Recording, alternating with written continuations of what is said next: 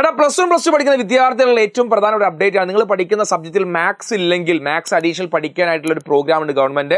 അതിന്റെ ഏറ്റവും അവസാന ഡേറ്റ് ആയിട്ട് അത് രജിസ്റ്റർ ചെയ്യാൻ അവസാന ഡേറ്റ് ആയിരിക്കുകയാണ്. കാരണം എന്താണെന്ന് ചോദിച്ചാൽ പല കോമ്പറ്റേറ്റീവ് എക്സാമുകൾക്ക് മാത്സ് പഠിക്കൽ ഇമ്പോർട്ടൻ്റ് ആണ്. മാത്സ് മാൻഡേറ്ററി ആയിട്ട് വരുന്നുണ്ട്. അപ്പോൾ അതിന് വേണ്ടിയിട്ടാണ് കൊമേഴ്സും ഹ്യൂമാനിറ്റീസ് ഒക്കെ പഠിക്കുന്ന മാത്സ് പഠിക്കാത്ത കുട്ടികൾ സയൻസ് ആയിക്കോട്ടെ മാത്സ് ഇല്ലെങ്കിൽ നിങ്ങൾക്ക് എന്ത് ചെയ്യാം, ഇതിൽ അപ്ലൈ ചെയ്തുകൊണ്ട് അഡീഷണൽ മാത്സ് പഠിക്കാം. അതാണ് സ്കോൾ കേരള വെബ്സൈറ്റിലാണ് skolkerala.org കയറി കഴിഞ്ഞാൽ 2025-2026 HSC additional mathematics admission register ചെയ്തിട്ടുണ്ട്.